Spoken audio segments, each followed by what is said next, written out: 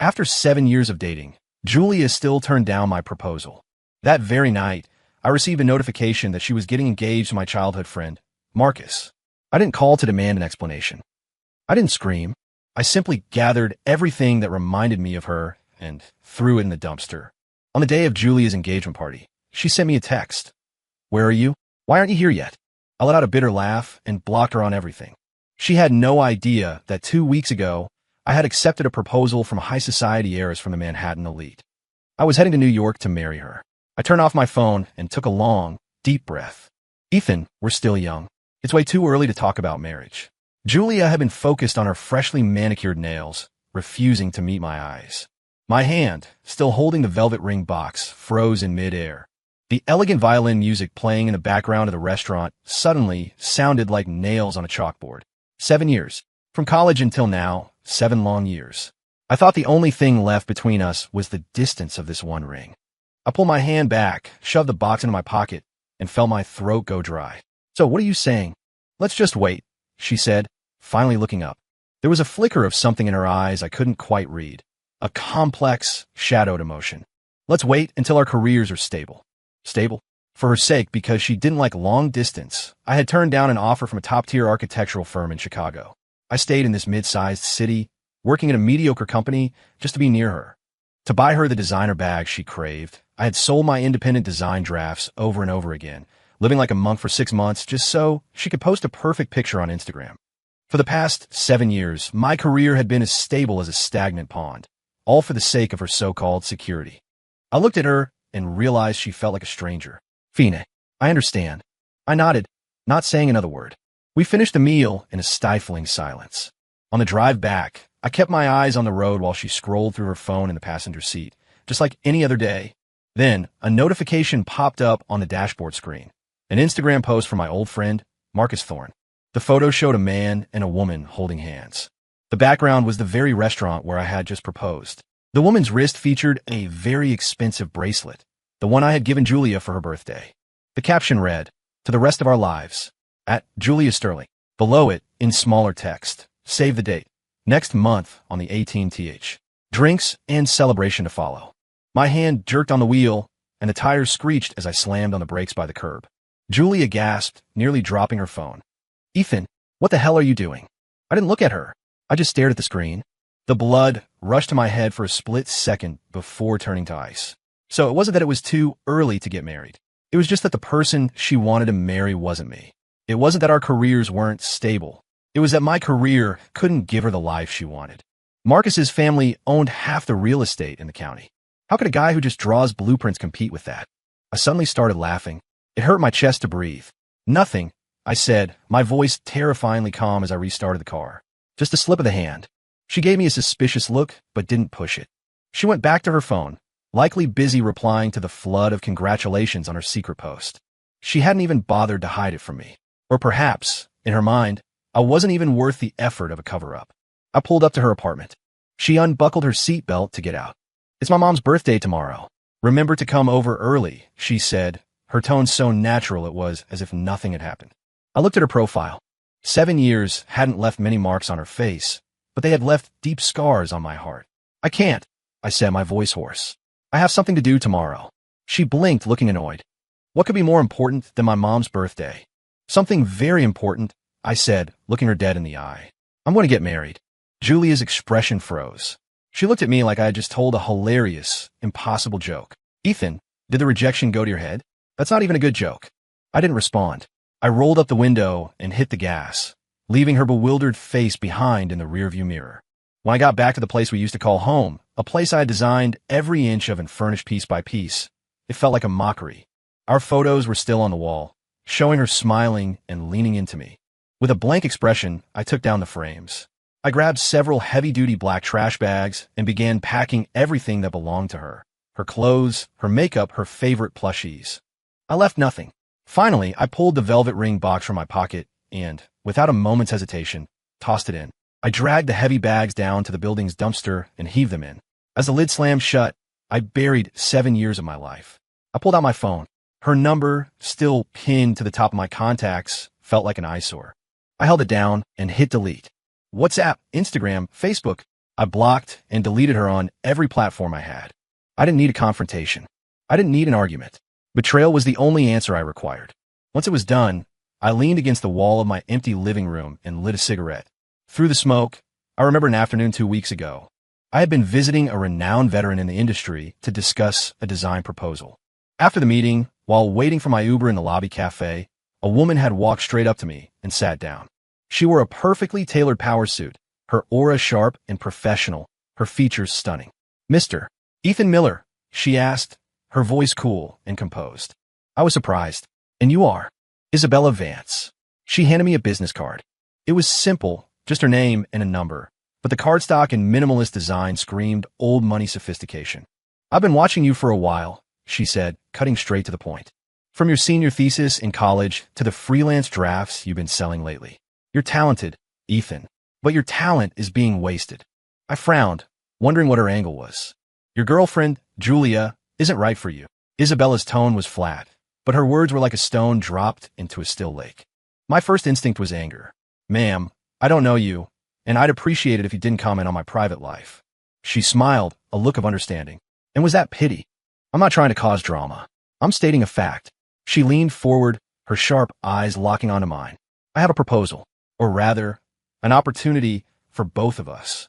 I need a husband, a legal partner to keep the board of directors and the traditionalists in my family off my back, so I can take over the Vance Group smoothly. And you? You need a platform, a place where you can use your talent without selling your soul or your blueprints to fund a woman's vanity." She paused, dropping the final bombshell. "Marry me. I'll give you everything you want. You play the role of my husband for 1 year. After that, we go our separate ways, and I'll give you a settlement large enough to ensure you never have to work a day in your life again." At the time, I thought she was insane. "I have a girlfriend. We're happy." I stood up to leave. "Are you?" Isabella leaned back, watching me calmly. "The girlfriend who let you give up a Chicago offer so she could carry designer bags bought with your sleepless nights? The girlfriend who says she loves you while spending nights at 5-star hotels with your best friend, Marcus Thorne?" I froze in my tracks. "You investigated me?" My voice was cold. "Due diligence is necessary before any merger," Isabella said, taking a sip of her coffee. I had to make sure my partner was in a position to collaborate. She slid a few photos across the table. They showed Julia and Marcus looking intimate, entering hotels and laughing together in luxury boutiques. Each one was a knife to the heart. Back then, I chose not to believe it. Or rather, I was too afraid to believe it. I grabbed the photos and practically ran away. Thinking back now, I was pathetic. Isabella had given me the truth, and I had chosen to be an ostrich with my head in the sand. The cigarette burnt down to my fingers, snapping me back to reality. I crushed the butt in the ashtray. My phone buzzed. A new text message from Isabella Vance. "Have you made up your mind?" I stared at those words, took a deep breath, and dialed her number. She picked up on the first ring. "Hello." That same cool voice answered. "I accept," I said. There was a brief silence on the other end, followed by a soft, light laugh. "A wise choice. Tomorrow morning, 9 o'clock. Bring your ID and your social security card to the private terminal at the airport. My jet will be waiting." "Where are we going?" "New York," Isabella said, her tone brooking no argument. "My territory, our new beginning." As I hung up and looked around the empty apartment, I felt a sense of liberation for the first time. Goodbye, Julia. Goodbye to those dead 7 years.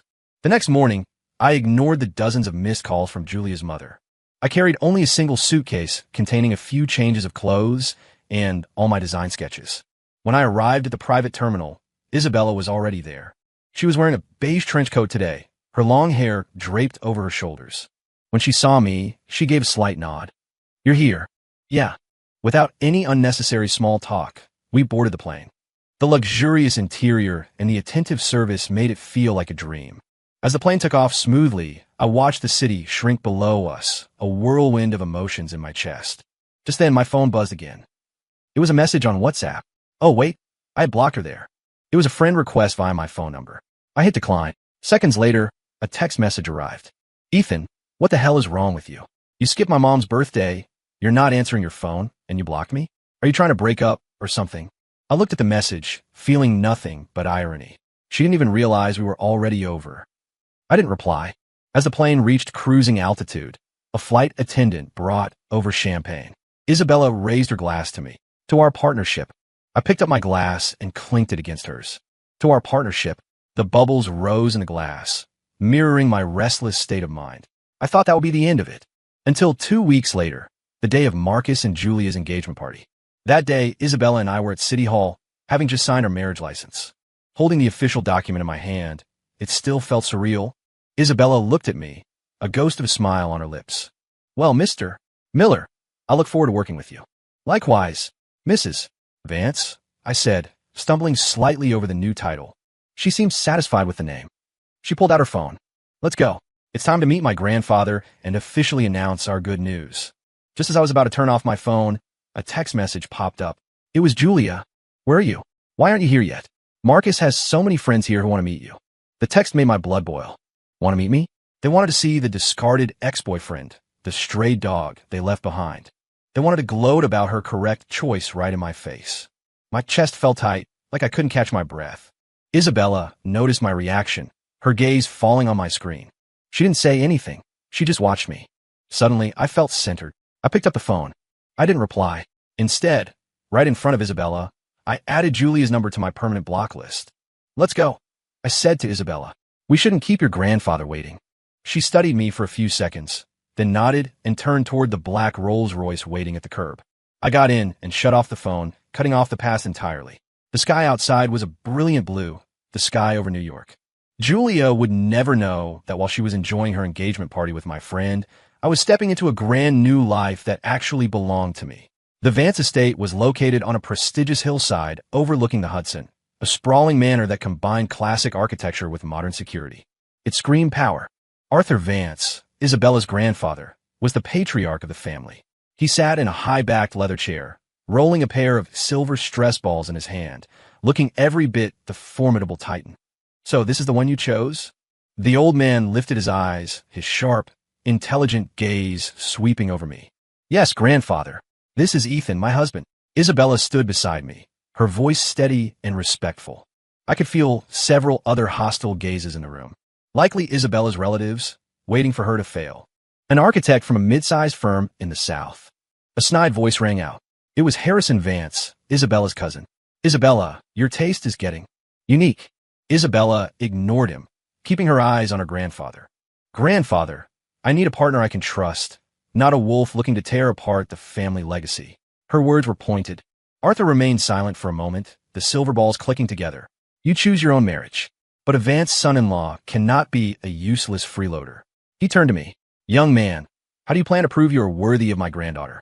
Isabella and I had rehearsed this on the way over. I stepped forward, confident but not arrogant. Mr. Vance, I'm not here to offer empty words. I've reviewed the files on the mist-covered Marshlands Resort project, the one the group shelved years ago. It failed because the design was completely disconnected from the local landscape. Give it to me. In 3 months, I will give you a revolutionary new proposal. If I fail, I will walk away from this marriage with nothing. The room went silent. Harrison burst into a mocking laugh. A kid like you? That project was a disaster that even international firms couldn't fix. What makes you think you can? Because I understand the soul of the land better than they do, I said, looking straight at Arthur. The old man squinted at me for a long time, long enough for my palms to start sweating. Fine, he finally said. I'll give you 3 months. Let's see what you're made of. As we left the estate and got back into the car, I finally let out a breath. My back was soaked with sweat. Isabella handed me a bottle of water. Good performance. You have guts. It was the guts you gave me, I admitted with a wry smile. If she hadn't given me all the files on that project and let me pull 3 all-nighters studying them, I never would have dared to make that bet. I only provided the information. You were the one who convinced them, Isabella said, looking out the window. Ethan, remember, we are partners. I need you to stand tall. Your success is my success. I nodded. Over the next few weeks, I buried myself in the project. Isabella gave me full authority, creating an independent task force and shifting all necessary resources to me. I practically lived at the office, sleeping only 3 or 4 hours a night. During the day, I was on site doing surveys. At night, I was at my drafting table until dawn. My interactions with Isabella were strictly professional. We were like 2 soldiers fighting toward a common goal. This sense of pure, focused collaboration made me almost forget the past. It was Marcus. He looked more haggard than I remembered. His suit was wrinkled, and his hair was a mess. Ethan, he said, his eyes filled with a complicated mix of emotions. I frowned. What are you doing here? I came to find you. He stepped forward, his voice raspy. Julia, she's been looking for you. She's going crazy. And I didn't look up from my blueprints, my voice cold. Why didn't you come to the engagement party? Why did you block everyone? He demanded. Are we even friends anymore? I looked up at him as if he were an idiot. Friends. I laughed. A man who steals his friend's woman doesn't get to use that word. Marcus's face flushed. Julia and I are in love. She was never happy with you. Then I wish you both a long and happy life together. I picked up another file. Now get out. I am Busse. Ethan. He slammed his hand down on my blueprints. Don't get cocky. You think you're a big shot just because you're in New York. My father already has a deal in the works with one of the vice presidents at the Vance Group. You cross me, and you're finished. A vice president? Harrison Vance's smug face flashed through my mind. So that was it. Just then the office door opened. Isabella walked in. She saw Marcus, and her brows furrowed. Who is this? Nobody important, I said.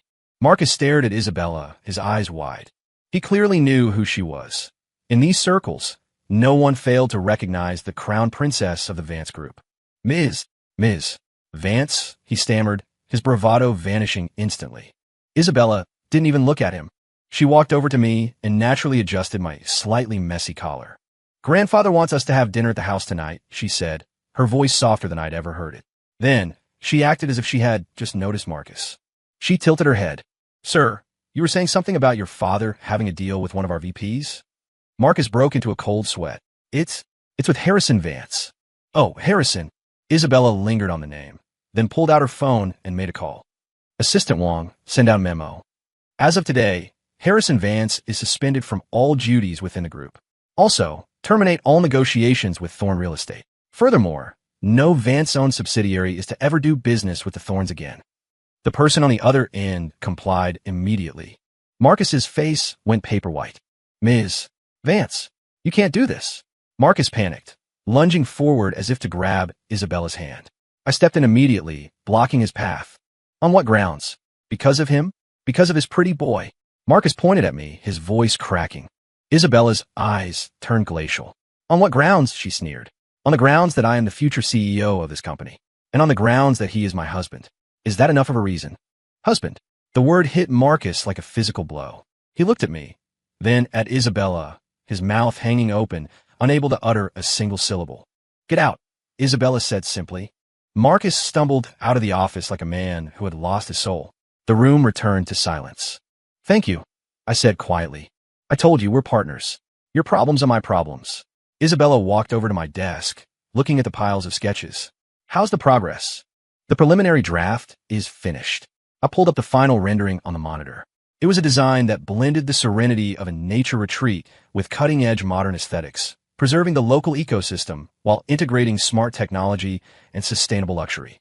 Isabella stared at the screen, her eyes sparkling. It's beautiful, she whispered. Better than I imagined. Her praise made all the exhaustion of the past few weeks vanish. This is just the start, I said. I believe this will be the Vance Group's new flagship. I believe in you. Isabella turned to me, her gaze intense. Ethan, you really haven't let me down. In that moment, the gap between us seemed to shrink. It wasn't just a business arrangement anymore. There was a spark of genuine trust. The mist-covered marshlands project moved forward under my lead. Meanwhile, Marcus and Julia's world began to crumble. Because the Vance Group blacklisted Thorn Real Estate, Marcus's father's company faced a massive credit squeeze. Their stock plummeted, and they were soon on the verge of bankruptcy. Marcus's father was hospitalized from the stress, and the family fell from grace overnight. Marcus took all his anger out on Julia, blaming her for triggering me and causing his family's ruin. The true love they had boasted about was torn to shreds by the reality of their situation. Isabella's assistant would give me these updates occasionally. I listened with total indifference. These were their choices, and they had nothing to do with me. My world consisted of blueprints, models, and the project. 3 months later, I stood before the board of directors. When I finished the last slide of the presentation, the room was silent. Seconds later, Arthur Vance was the first to stand up, clapping loudly. Excellent. A masterpiece that respects the heritage while embracing the future. This is what the Vance Group stands for. Thunderous applause followed. Harrison Vance, who had been sneering at me from the sidelines, looked like he wanted to crawl into a hole. I knew then that I had won. I hadn't just earned respect for myself. I had given Isabella absolute authority over the group. After the meeting, Isabella opened a bottle of vintage red wine in her office. Congratulations, Ethan. As of today, you are a force to be reckoned with at the Vance Group. Congratulations to you too, I said. Soon, you won't need this husband of yours anymore. Our agreement was for a year. I had finished my task early, and she had seized control of the company. It seemed our collaboration could end ahead of schedule. Isabella's hand, swirling her wine glass, paused. She looked up at me, an unreadable emotion in her eyes. What if I said, I don't want it to end? I froze. What do you mean? Isabella set her glass down and walked over to me, looking me directly in the eye, that our partnership can continue, not as a legal contract, but as a real marriage. Her gaze was so honest, it made me lose my footing. Why? Because you're worth it, she said simply.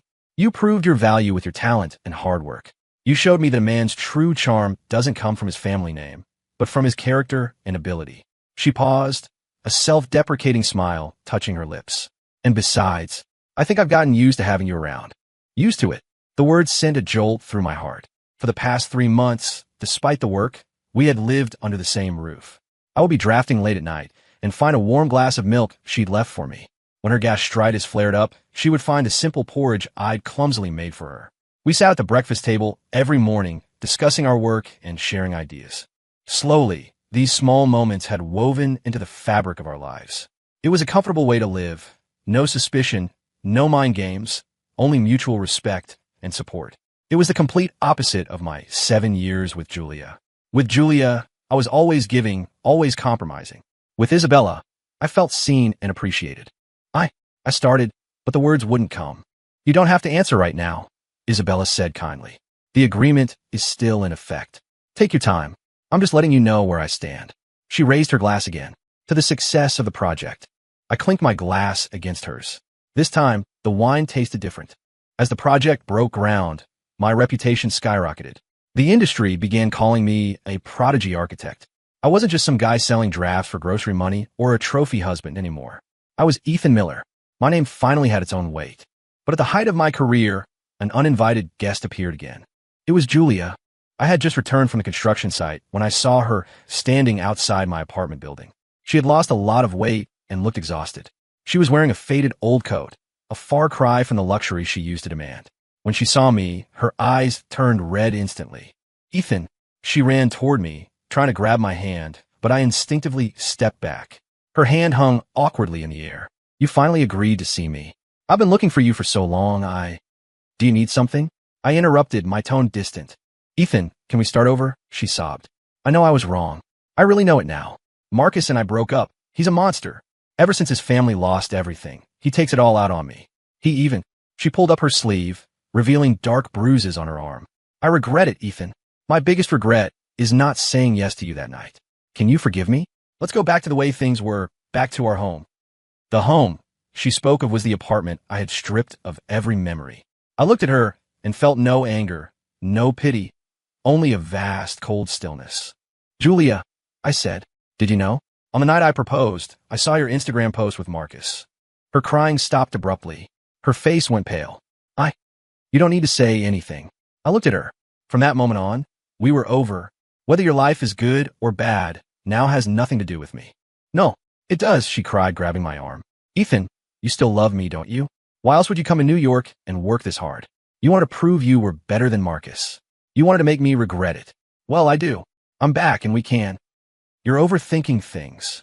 A cool, female voice came from behind me. Isabella was standing there. She walked up and naturally looped her arm through mine, looking at Julia with a regal, observant chill. He didn't work this hard to prove anything to you. He did it to be worthy of me. Julia's eyes locked onto Isabella's arm around mine. You too. Her lips trembled. I haven't introduced myself. Isabella smiled, though it didn't reach her eyes. I am Ethan's wife, Isabella Vance. Wife. The word was like a slap to Julia's face. She swayed, nearly losing her balance. On the same day you got engaged to Marcus, I said calmly. Julia's eyes widened, and every last drop of color drained from her face.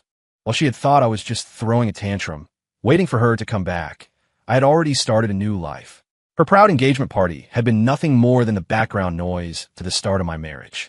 The sheer shock of that realization seemed to break her. No, that's impossible, she whispered. 7 years. How could you just let it go?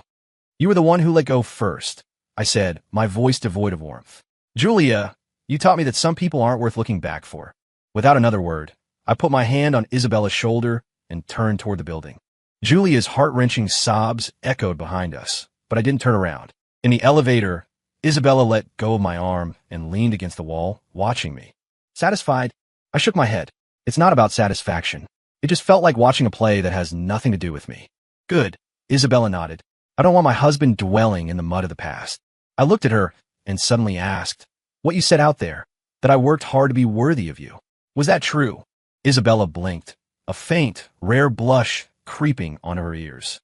Half and half, she said, looking away. You were already excellent. You just needed a chance. The elevator dinged at our floor. As I pulled out my keys to open the door, I stopped. Isabella. She turned back. What you said before, about changing our partnership into a real marriage. Does that still stand? I felt my heart skip a beat. Isabella looked at me, a smile slowly spreading across her face like sunlight hitting a frozen lake. Of course it does, she said. But I have one condition. What's that? You are never allowed to cook again. She pointed toward the kitchen.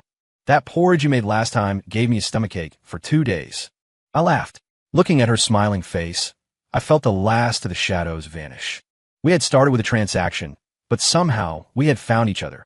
Our lives settled into a beautiful rhythm. I focused on my career. After the success of the resort, I took on several international landmark projects. Isabella solidified her role as the CEO of the Vance Group, ruling with the same iron fist her grandfather once had. To the outside world, we were the ultimate power couple. To ourselves, we were partners and family. We argued over design concepts and held each other after long, exhausting days. Love grew in the quiet, daily moments of mutual respect. A year passed quickly. It was our first anniversary. Isabella stayed home from the office, and I took a rare day off. We didn't go to a fancy restaurant. Instead, I supervised the house staff as they prepared a massive feast at home. Ethan, Isabella said, raising her wine glass. Happy 1 year. Happy 1 year. I looked at her, overwhelmed by how much had changed. Time flies. It does. Isabella set her glass down and pulled a manila envelope from behind her, sliding it across the table. What's this? I asked, confused. The divorce papers, she said. My heart dropped into my stomach. I stared at the envelope. Everything went cold. The 1 year mark. She was serious. I thought we had moved past that. My throat felt tight, and I couldn't finish the sentence. Isabella watched me, a mischievous glint in her eyes. Open it. I took a shaky breath, reached out, and opened the envelope. Inside, there were no legal documents. There was a photo, an ultrasound, a tiny life curled up in the darkness. Below, it was a medical report. 8 weeks pregnant. I snapped my head up to look at her. She was resting her chin on her hand, beaming at me. Congratulations, Mr. Miller. You're going to be a father. A wave of pure, unadulterated joy crashed over me. I stood up, walked around the table, and pulled her into a tight embrace. I'm going to be a dad. My voice was shaking. Yeah, she whispered in my chest. So, are you going to sign those divorce papers? Never. Not in this lifetime. I held her even tighter, terrified this might be a dream. She laughed, patted my back. Okay, let go. You're squeezing the life out of me. I immediately let go and helped her sit down as if she were made of glass. I knelt beside her, pressing my ear to her stomach. It was still flat, but I felt like I could hear a tiny heartbeat. Isabella, I whispered, my eyes misty. Thank you. Thank you for reaching out to me when I was at my lowest. Thank you for showing me a wider world. Thank you for giving me a real home. She stroked my hair, her gaze tender enough to melt steel. Don't be silly. We're family. No thanks needed. I stayed by her side all night, too happy to sleep. Later, I heard from Assistant Wong that Thorn Real Estate had completely collapsed. Marcus had disappeared, fleeing from a mountain of debt. Julia, unable to handle the fall from high society to poverty, suffered a mental breakdown and was sent to a facility by her family. They say she carries a doll around, telling everyone it's her child, and that the father is a world-famous architect who's coming to take her home any day now. I only sighed when I heard the news. Everyone pays for their choices. I was just grateful for mine. A year later, Isabella gave birth to a beautiful daughter. We named her Annie. May her life be peaceful and full of joy. My career continued to soar, winning every major award in the field, but I turned down every unnecessary gala to spend time with my wife and daughter. Isabella eventually stepped back from the front lines of the company to focus on our family. Life is funny. Sometimes when one door closes, a window opens. And the view from that window is often more beautiful than anything you could have imagined. Story complete.